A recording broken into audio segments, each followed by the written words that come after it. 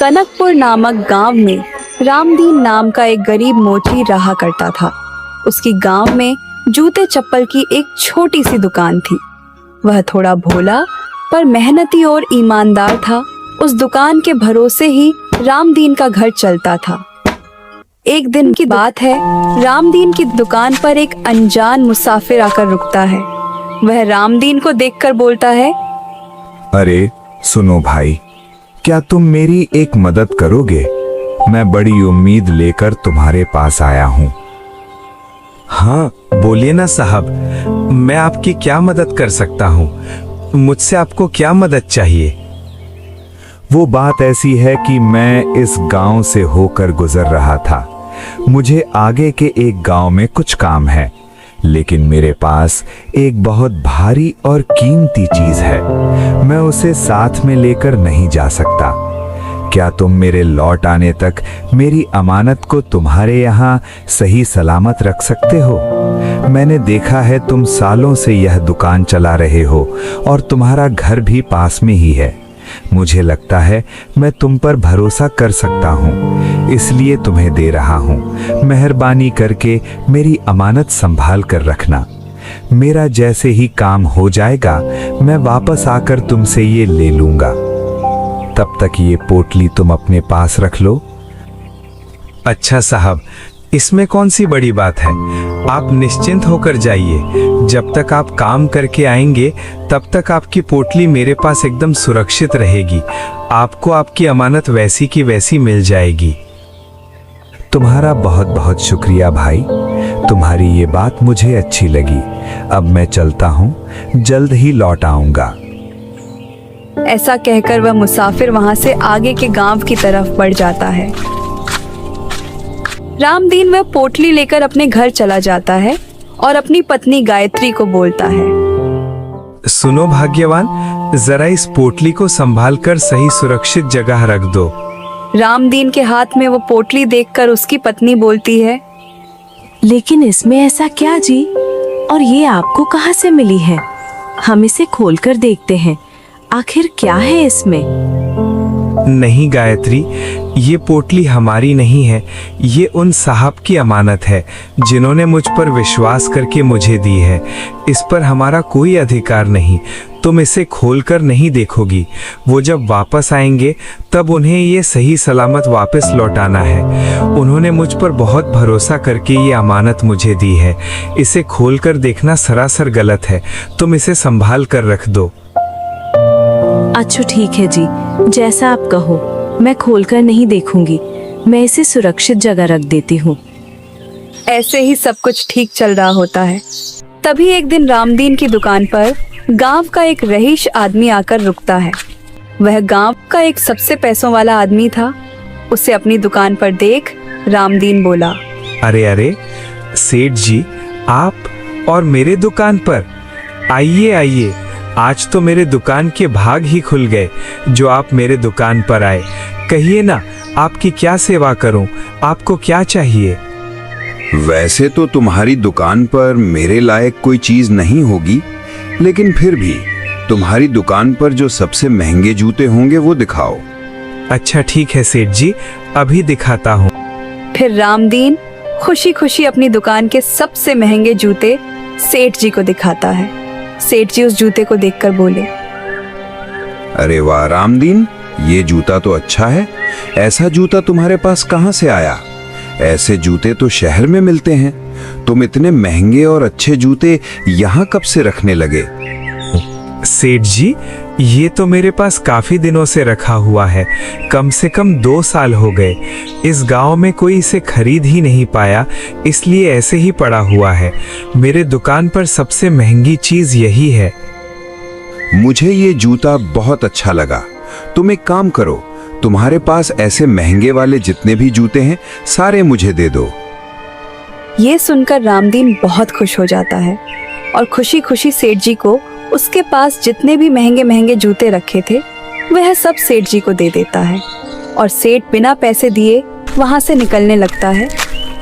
तभी रामदीन बोलता है, अरे अरे सेठ जी, आपने तो पैसे दिए ही नहीं। पैसे तो देते जाइए। तुझे क्या लगता है मैं मुफ्त में तुमसे जूते लेने आया हूँ। तुम तो ऐसे बोल रहे हो जैसे मैं तुम्हारे दुकान से चोरी करके भाग रहा हूँ। तुम जानते नहीं क्या मैं कौन हूँ?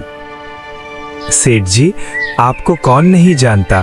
आप तो गांव के सबसे रईस आदमी हैं, लेकिन आप ऐसे ही जा रहे थे तो मुझे लगा आपको याद ही नहीं रहा होगा। आप पैसे देना भूल गए होंगे, इसलिए मैंने कहा। अच्छा ठीक है, वो बात ये है कि मेरे पास अभी पैसे नहीं हैं। वो तो मैं थोड़ा टहलने निकला था तो पैसे नहीं लिए और तुम्हारी दुकान रास्ते में दिख गई। मुझे लगा अगर तुम्हारे पास कोई अच्छी सी चीज हो तो लेता चलूं, क्योंकि मुझे महंगी महंगी चीजें खरीदने का बहुत शौक है। पैसों की चिंता मत करो, कल हमारी हवेली पर आकर पैसे लेकर जाना। आज मैं घर पर नहीं रहूंगा, मुझे फिलहाल कहीं बाहर जाना है, तो तुम कल सवेरे आकर ले जाना। जी सेठ जी, कोई बात नहीं, ये भी ठीक है। मैं कल हवेली पर आ जाऊंगा। धन्यवाद सेठ जी, मेरी दुकान पर खरीदारी करने के लिए आए। ऐसे ही आते रहिएगा सेठ जी। ऐसा कहकर वह सेठ वहां से चला जाता है और रामदीन घर जाकर अपनी पत्नी को सारी बातें बताता है। उसकी पत्नी भी ये सुनकर बहुत खुश हो जाती है और रामदीन से कहती है, ये तो बहुत अच्छी बात है जी। वैसे भी वो जूते कितने महंगे थे ना, हमने 2 साल पहले खरीदे थे। हमको तो लग रहा था कि इतने महंगे जूते खरीदकर हमारा तो नुकसान ही हो गया, क्योंकि गांव में किसी के पास इतने पैसे नहीं कि वो इतनी महंगे जूते खरीद सके। तब तो हमारे पास पैसे थे और कम पैसों में अच्छे खासे जूते मिल जाते थे, लेकिन अब महंगाई कितनी बढ़ गई है ना। लेकिन अच्छा हो गया, सेठ जी ने वो जूते खरीद लिए। वैसे कल उनके पैसे तो मिल जाएंगे ना? हाँ गायत्री, बिल्कुल मिल जाएंगे। तुम सेठ जी को जानती नहीं क्या? हमारे पूरे गांव में उनके जितना पैसे वाला कोई नहीं है। वो हमारे पैसे क्यों रखेंगे? इतना बड़ा आदमी हमारी छोटी सी दुकान पर आया था, यही हमारे लिए बहुत बड़ी बात है। और वो पैसे क्यों नहीं देंगे? जरूर दे देंगे। मैं कल सवेरे ही जाकर उनसे पैसे लेकर आता हूँ। अगले दिन सुबह सुबह रामदीन अपने घर से हवेली की तरफ निकल पड़ता है। थोड़ी ही देर में वह हवेली पहुंचा। बाहर ही उसे सेठ का एक आदमी रोक लेता है, तो रामदीन उससे कहता है, अरे भाई, मुझे सेठ जी से मिलना है। उनसे मुझे कुछ काम है, उन्होंने मुझे बुलाया था। लेकिन सेठ जी अभी घर पर नहीं है, कल आना। जाओ अभी यहाँ से। लेकिन वो तो कल बाहर गए थे। उन्होंने मुझे कहा था कि आज सवेरे वो आ जाएंगे और मुझे पैसे दे देंगे। उन्होंने ही मुझे आज बुलाया था। अरे तुम्हें एक बार में समझ नहीं आता क्या? मैंने कहा ना सेठ जी घर पर नहीं है, कल आना। चलो निकलो अब यहाँ से। अच्छा ठीक है, गुस्सा क्यों करते हो? कोई बात नहीं, मैं कल आ जाऊंगा। ऐसा कहकर रामदीन वहां से लौट आता है। ऐसे ही वह दिन बीत गया और फिर दूसरे दिन फिर से वह हवेली पर जाता है, तो बाहर खड़ा आदमी फिर से रामदीन को रोक लेता है। अरे भाई, मुझे अंदर जाने दो। मुझे सेठ जी से मिलना है। मुझे उनसे जूतों के पैसे लेने हैं। उन्होंने बोला था मुझे। सेठ जी आज भी घर पर नहीं है, जाओ कल आना। अरे ये क्या क्या बोल रहे तुम? कल तो बोल रहे थे कि आज आना, इसलिए मैं आज आया हो, और आज भी तुम बोल रहे हो कल आना। सेठ जी कहाँ गए हैं? सच सच बताओ, कब तक लौटेंगे वो मैं तुम्हें बताना जरूरी नहीं समझता। हमारे सेठ जी तुम्हें क्या, हमें भी बताकर नहीं जाते। पता नहीं कहाँ गए हैं और कब तक लौटेंगे ये हम भी नहीं जानते। जब लौट आए तब जाकर मिल लेना। अब निकलो यहाँ से। रामदीन फिर से निराश होकर वहां से लौट आता है। अगले दिन फिर से रामदीन हवेली जाता है, तो अगले दिन भी वह आदमी रामदीन को भगा देता है। ऐसा करते करते 3 हफ्ते गुजर जाते हैं। एक दिन रामदीन गुस्से से उसे बोलता है, तुम्हारा तो रोज का हो गया है। आखिर तुम लोग मुझे सच सच क्यों नहीं बताते कि सेठ जी कहाँ गए हैं और इतने दिनों तक क्यों नहीं लौटे? अगर बता दोगे तो मैं रोज रोज यहाँ आकर अपना समय तो नहीं बर्बाद करूँगा। आज तो तुम्हें बताना ही पड़ेगा, नहीं तो मेरे पैसे लिए बिना मैं यहाँ से नहीं जाऊँगा। बस अब बहुत हो चुका, मुझे मेरे पैसे चाहिए। सेठ जी को अभी बाहर बुलाओ। अरे चुप, तेरी इतनी औकात? तू जानता है तू किसके बारे में बात कर रहा है? आइंदा सेठ जी के बारे में ऐसी फालतू बकवास की तो तेरे हाथ पांव तोड़ देंगे। तू घर जाने लायक नहीं रहेगा, समझा? अपनी औकात में रहकर बात कर। भिखारी कहीं का, रोज रोज यहाँ भीख मांगने आ जाता है। तेरे जैसा बेशर्म आदमी मैंने अपनी जिंदगी में नहीं देखा। चल अब निकल यहाँ से। जब तक सेठ जी घर नहीं लौटते तब तक हवेली की तरफ देखना भी मत। रामदीन निराश होकर वहां से अपने घर लौट आता है। तभी गायत्री उसे देखकर बोली, क्या हुआ जी, आज भी पैसे नहीं मिले क्या? क्या बोला सेठ जी ने? क्या बताऊं गायत्री, आज भी पैसे नहीं मिले। मैं 3 हफ्ते से लगातार वहां जा रहा हूं, लेकिन रोज वो लोग मुझे वापस भेज देते हैं। पता नहीं क्या चल रहा है। वो हमारे पैसे देना चाहते शायद, तभी वो हर रोज बहाना बना के निकाल देते हैं मुझे। ऐसे कैसे पैसे नहीं देंगे? वो जूते हमारी मेहनत की कमाई से लाए थे। हमने कोई मुफ्त तो खरीदे नहीं थे जो हम उन्हें मुफ्त में दे दे। हाँ गायत्री, तुम बिल्कुल सही कह रही हो। वो जूते कोई हमने मुफ्त में नहीं लिए थे, मेरी मेहनत के पैसों से लिए थे। मैं उसे मुफ्त में नहीं दूंगा, चाहे कुछ भी हो जाए। मैं उन जूतों की कीमत लेकर रहूंगा। मैं हमारी मेहनत की कमाई ऐसे लुटने नहीं दूंगा। मैं जूतों के पैसे लिए बिना उन्हें नहीं छोड़ूंगा, चाहे मुझे कितने भी दिन वहां क्यों न जाना पड़े। मैं जाऊंगा। फिर दूसरे दिन रामदीन फिर से सेठ जी के यहाँ जाता है और फिर वही होता है जो हमेशा होता है।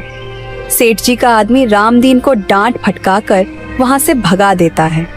तभी उस हवेली का एक और नौकर रामदीन के पास आकर बोलता है, सुनो बेटा, मेरा नाम रामू है।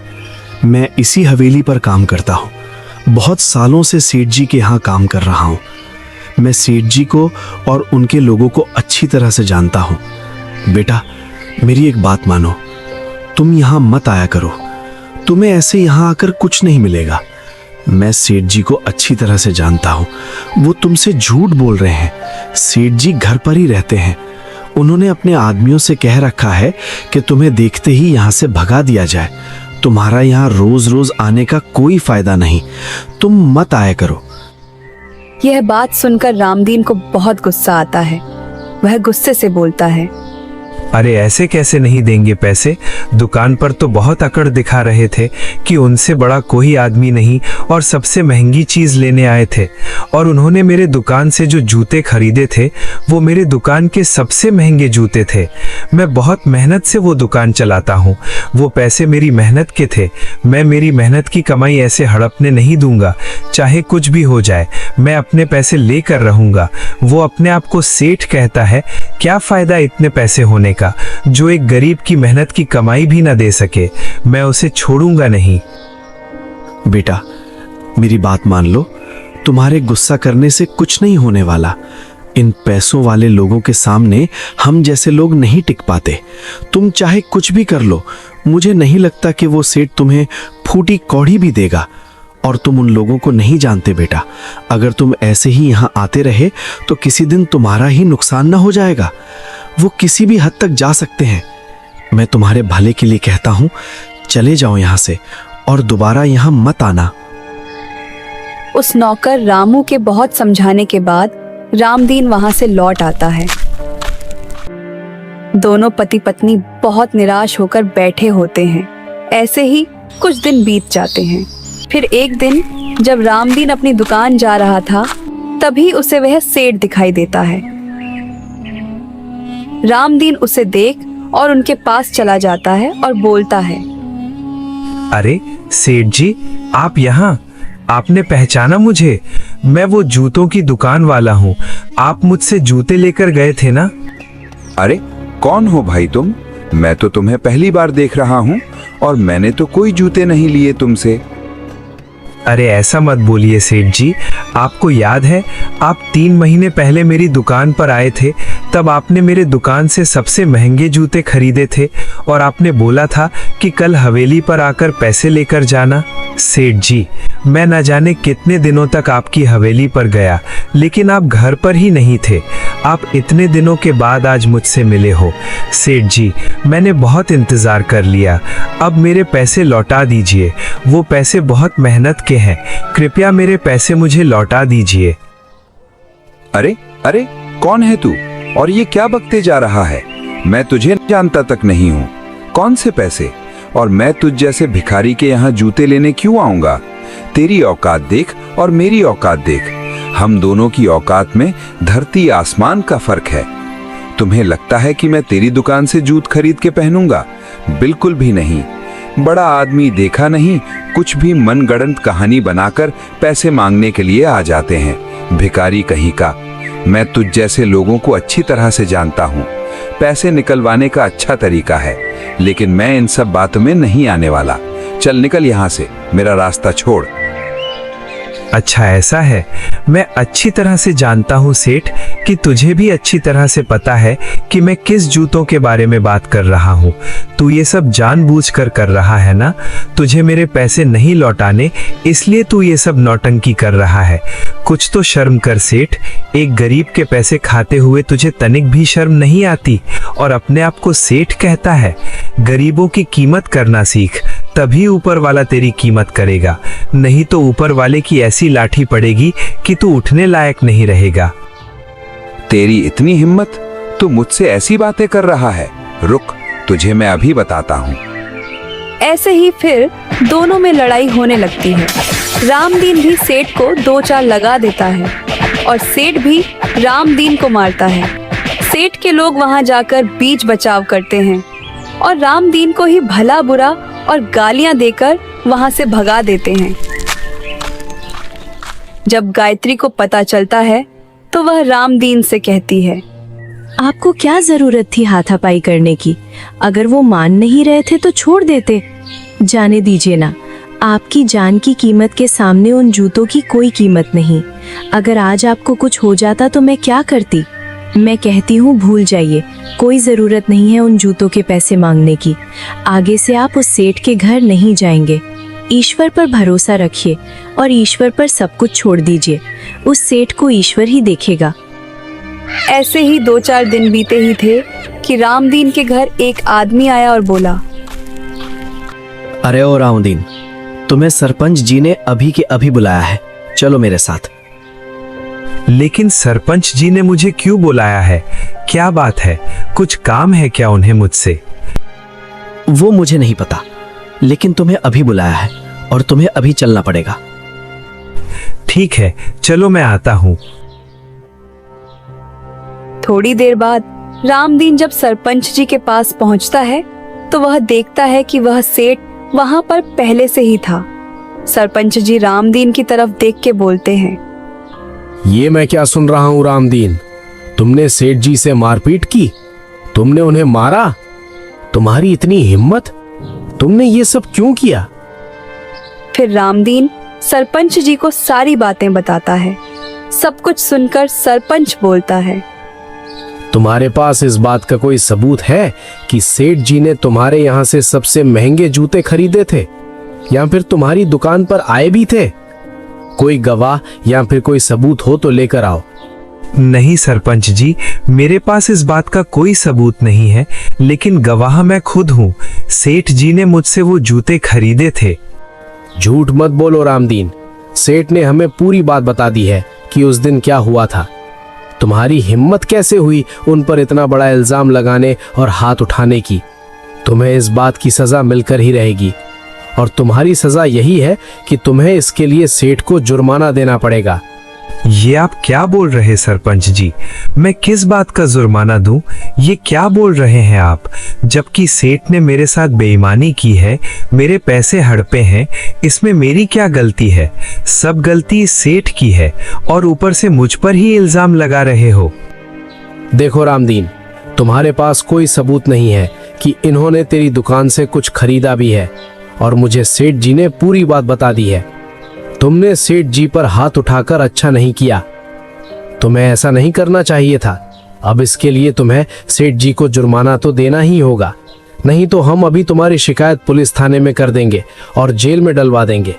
नहीं तो ये मामला यहीं पर निपटा दो, वरना जेल जाने के लिए तैयार हो जाओ। और तुम्हें तो पता ही होगा सेठ जी की पहुंच ऊपर तक है। अब सोच लो, तुम्हें जेल जाना पसंद है या सेठ जी को वो जुर्माना देना। ये सुनकर रामदीन बहुत चिंता में पड़ जाता है। उसे बहुत क्रोध आता है, लेकिन वह कुछ नहीं कर पाता। वह चुपचाप खड़ा रहता है, कुछ नहीं बोलता। सरपंच जी, इसने जो मेरे साथ किया है, मेरी पूरे गांव में जो बदनामी की है, इसके लिए मुझे इससे पूरे 10,000 का जुर्माना चाहिए। क्योंकि इसने गलती ही इतनी बड़ी की है, तो जुर्माना भी बड़ा ही लूंगा। सेठ के मुंह से ये सुनकर रामदीन के तो होश ही उड़ जाते हैं। ये तुम क्या बोल रहे सेठ? मैं एक गरीब आदमी हूँ, एक छोटी सी दुकान चलाता हूँ। मेरे पास इतने सारे पैसे कहाँ से आएंगे? और तुम्हें पैसे मांगते हुए बिल्कुल भी शर्म नहीं आती? एक तो खुद मेरे पैसे खाकर बैठे हो और ऊपर से सिर उठाकर मुझसे ही पैसे मांग रहे हो। अरे भगवान से डरो सेठ, तुम्हारा झूठ यहाँ चल रहा होगा, लेकिन भगवान के सामने तुम्हारा ये डोंग नहीं चलेगा, समझे? वो न्याय जरूर करेंगे। तुमने यहाँ सरपंच जी को अपनी बातों में फंसा लिया और शायद तुम पैसे वाले हो, इसलिए सरपंच भी तुम्हारी बातों में आ गए। हम जैसे लोगों का क्या है, बिना सबूत हम पर कोई भरोसा नहीं करता, लेकिन तुम जैसे बड़े लोगों की गवाही ही काफी होती है, चाहे वो झूठ ही क्यों ना हो। बस रामदीन, बहुत हो गया तुम्हारा। एक तो झूठ बोलते हो, ऊपर से हमारे फैसले पर उंगली उठाते हो। सेठ जी ने जो कहा है सच कहा है, और इसके लिए तुम्हें जुर्माना तो देना ही होगा, वरना हमें मजबूरन पुलिस को यहाँ बुलाना होगा। आज तक इस गांव का हर फैसला हमने ही किया है और सारे के सारे फैसले सही साबित हुए हैं। हमने आज तक कभी पुलिस को यहाँ नहीं आने दिया, लेकिन तुम्हारे मामले में मुझे उन्हें यहाँ बुलाना ही होगा। फिर आगे जो होगा वो तुम देख लेना। हो सकता है तुम्हें इससे भी ज्यादा जुर्माना देना पड़े, और सजा होगी वो अलग। रामदीन बेचारा करता भी क्या, उसे मजबूरन यह शर्त माननी ही पड़ी। रामदीन घर जाकर निराश होकर बैठे जाता है। उसे निराश देखकर गायत्री बोलती है, सुनिए जी, ऐसे बैठे रहने से कुछ नहीं होगा। अब हमारे पास वो दुकान बेचने के अलावा कोई रास्ता नहीं है। हमारे पास इतने पैसे नहीं है कि हम इतना बड़ा जुर्माना दे सके। हे भगवान, ये कैसी परीक्षा ले रहे हो? हमने किसी का क्या बिगाड़ा है जो आज हम पर इतना बुरा समय आया है, जबकि हमने कुछ किया भी नहीं। हमें किस बात की सजा मिल रही है? हे प्रभु, ये सब सरासर गलत है। ऐसा मत कीजिए, ये सब रोक लीजिए। गायत्री, तुम ज्यादा चिंता मत करो। मैं वो दुकान बेच देता हूँ और उस सेठ को पैसे दे देता हूँ। मैं किसी से कर्ज लेकर फिर से दुकान बना लूंगा, फिर सब ठीक हो जाएगा। थोड़ा समय लगेगा, लेकिन सब ठीक हो जाएगा। तुम चिंता मत करो। फिर क्या था, रामदीन दुकान को बेचकर सेठ को 10,000 रुपए दे देता है और थोड़े दिनों बाद लोगों से कर्ज लेके नई किराए की दुकान बना लेता है और उसे चलाने लगता है। लेकिन अब उसकी दुकान पहले जैसी नहीं चलती है। लोगों का भी इस घटना के बाद रामदीन से भरोसा उठ चुका था, तो लोग उसके पास जूते चंपल लेने नहीं आते थे और कर्जदार बार बार आकर रामदीन से अपने दिए हुए पैसे मांगते हैं। रामदीन उन्हें हर बार कुछ दिनों की मोहलत मांगकर वहां से लौटा देता है। ऐसे ही कुछ दिन और बीत जाते हैं। फिर एक दिन रामदीन के घर एक आदमी अपने पैसे मांगने आता है। अरे ओ रामदीन, बाहर निकल, कहाँ छुप कर बैठा है? बस अब बहुत हो चुका तुम्हारा। मैंने तुम्हें बहुत मोहलत दे दी, अब और नहीं। मुझे आज के आज मेरे पैसे चाहिए। मैं पैसे लिए बिना यहाँ से नहीं जाऊंगा। मुझे माफ करना भैया, लेकिन कुछ दिन और इंतजार कर लीजिए। वो क्या है ना कि मेरी दुकान आजकल चल नहीं रही है, जिससे कमाई नहीं हो रही। उसमें तो मेरा घर भी ठीक से नहीं चल पा रहा। मैं आपके पैसे कहाँ से दूंगा? कुछ दिन और इंतजार कर लीजिए। मैं कुछ ना कुछ करके जल्द से जल्द आपके पैसे लौटा दूंगा। मेरा यकीन कीजिए।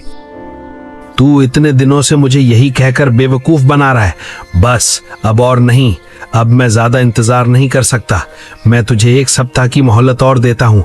अगर 1 सप्ताह बाद भी तूने मेरे पैसे नहीं दिए तो ये तुम्हारा घर मेरे नाम कर देना, समझा? ऐसा कहकर वह आदमी गुस्से से वहां से चला जाता है। रामदीन और उसकी पत्नी काफी चिंता में पड़ जाते हैं। अब क्या होगा जी? हम इन लोगों के पैसे कैसे लौटा पाएंगे? और इन्होंने सिर्फ 1 सप्ताह की मोहलत दी है, इतने में तो कुछ नहीं हो पाएगा। मैं क्या कहती हूँ जी, आपको याद है आपकी दुकान पर आकर वो एक आदमी पोटली देकर गया था? मुझे लगता है उसमें जरूर कोई कीमती चीज होगी, शायद जिससे हमारी कुछ मदद हो जाए। जब वो आदमी वो पोटली लेने आएगा तब देखेंगे क्या करना है। तब तक शायद उस पोटली से हमें कुछ मदद मिल जाए और हमें इस मुसीबत से छुटकारा मिल जाए। आप उस आदमी से कह देना कि गुम हो गई थी और कुछ दिनों की मोहलत मांग लेना। जो कुछ भी होगा हम उन्हें बाद में लौटा देंगे। नहीं नहीं गायत्री, तुम ये कैसी बातें कर रही हो? चाहे कुछ भी हो जाए, मेरी जान ही क्यों न चली जाए, मैं उनकी अमानत को हाथ तक नहीं लगाऊंगा। उन्होंने मुझ पर भरोसा करके मुझे दिया है, मैं उनका भरोसा नहीं तोड़ सकता। उस पर मेरा कोई अधिकार नहीं है। ये गलत है। तुम भी ये बात अपने दिमाग में बैठा लो। अच्छा ठीक है जी, जैसे आप बोलो, मैं उस पोटली को हाथ नहीं लगाऊंगी। गायत्री, मुझे लगता है दुकान के भरोसे अब कुछ नहीं होने वाला। मुझे कुछ और काम देख लेना चाहिए। मैं कल ही काम की तलाश में निकल पड़ता हूँ। जो कुछ भी काम मिल जाएगा मैं कर लूंगा। इस वक्त हमें पैसों की बहुत जरूरत है। हम ज्यादा दिन तक इन लोगों को रोक कर नहीं सकते। हमें इनके पैसे कुछ ना कुछ करके लौटाने ही होंगे। फिर दूसरे दिन रामदीन काम की तलाश में निकल पड़ता है। एक सेठ के यहाँ उसे काम भी मिल जाता है और रामदीन वहाँ काम करने लगता है। ऐसे ही कुछ दिन बीत जाते हैं। फिर एक दिन रामदीन के पास एक आदमी आकर बोलता है, अच्छा, तो तुम यहाँ छुपे बैठे हो। मैं रोज तुम्हारी दुकान पर चक्कर लगाता हूँ, लेकिन तुम्हारी दुकान बंद रहती है। तुम्हें क्या लगा तुम हमसे छुप कर भाग जाओगे? मुझसे गलती हो गई जो तुझ जैसे आदमी को मैंने पैसे दे दिए। पैसे लेते वक्त तो बहुत गिड़गिड़ा रहा था, बहुत ईमानदारी दिखा रहा था कि मेरे पैसे लौटा देगा, और चोर की तरह यहाँ आकर छुपा है। नहीं नहीं भैया, ऐसी कोई बात नहीं है। वो मेरी दुकान अच्छी नहीं चल रही थी और उसका किराया भी लगता था, इसलिए मैंने दुकान ही बंद कर दी और यहाँ आकर सेठ जी के पास काम कर रहा हूँ। जैसे ही सेठ जी मुझे पैसे देंगे मैं आपके पैसे लौटा दूंगा। ये सब मैं आपके लिए ही कर रहा हूँ, क्योंकि दुकान के भरोसे पर बैठा रहता तो आपके पैसे कभी नहीं चुका पाता। इसलिए मैंने दुकान बंद कर दी। जैसे ही मुझे पैसे मिलेंगे मैं आपके थोड़े थोड़े कर सारे पैसे लौटा दूंगा। मुझ पर भरोसा रखिए। वो सब मैं कुछ नहीं जानता। तू एक नंबर का धोखेबाज इंसान है। अगर 2 दिन के अंदर तूने मेरे पैसे नहीं लौटाए तो हम सब मिलकर तुझे धक्के मारकर इस गांव से बाहर निकालेंगे। तेरे घर को भी अपने नाम कर लेंगे। ऐसा कहकर गुस्से से वह आदमी वहाँ से चला जाता है। घर जाकर रामदीन सारी बात गायत्री को बताता है। ये सब होते देख दोनों काफी चिंता में बैठे होते हैं। तभी उनके घर एक आदमी आकर बोलता है, सुनो भाई, क्या तुम्हारा नाम रामदीन है? तुम्हारी जूतों की दुकान है क्या?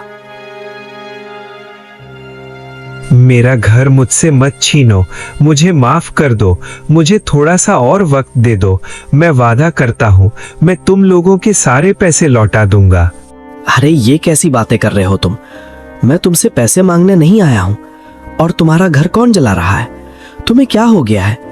मैं तो तुम्हें सिर्फ इतना बताने आया था कि तुम्हारे यहाँ जो थोड़े महीनों पहले हमारे सेठ जी आए थे, जो तुम्हारे पास एक पोटली रख कर गए थे, उन्होंने ही मुझे यहाँ भेजा है।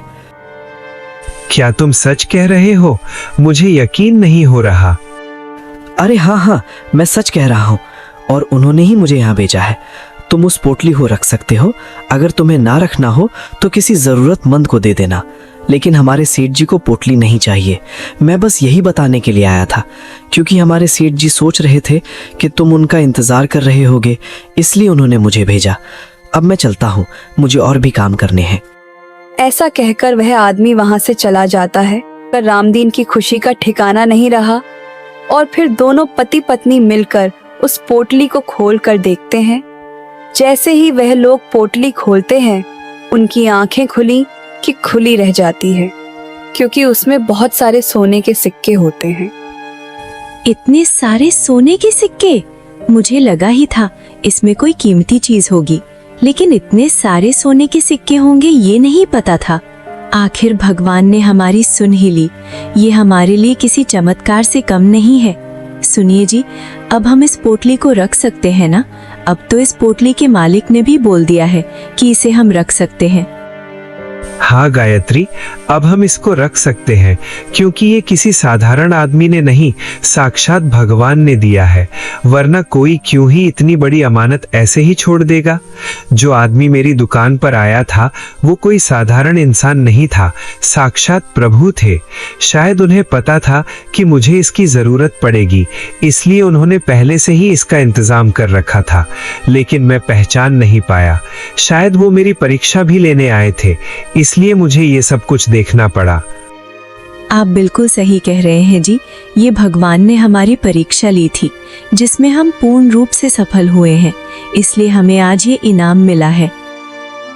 दोनों पति पत्नी बहुत खुश हो जाते हैं और सबसे पहले जितने भी लोगों से उन्होंने कर्ज लिया था वह उन्हें सूद समेत वापस लौटा देते हैं। फिर रामदीन के पास काफी धन बच जाता है। उन सोने के सिक्कों के बदौलत रामदीन अपने गांव का सबसे पैसों वाला आदमी बन जाता है।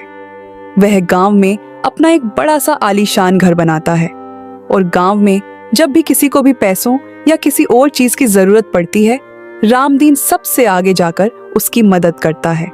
अब गांव के लोग रामदीन के बहुत इज्जत करने लगते हैं। वह उस सेठ को भी गांव वालों के सामने बेइज्जत कर देता है। मुझे माफ कर दो रामदीन, मैंने तुम्हारे साथ बहुत गलत किया। मैं लालच में अंधा हो गया था, मुझे सिर्फ पैसे दिखाई दे रहे थे, पर आज तुमने मेरी आंखें खोल दी रामदीन। मुझे माफ कर दो, आगे मैं अभी ऐसा नहीं करूंगा। तो दोस्तों, कैसी लगी आपको ये कहानी कमेंट बॉक्स में जरूर बताना और चैनल को जरूर से सब्सक्राइब कर लेना। मिलते हैं दूसरी कहानी में।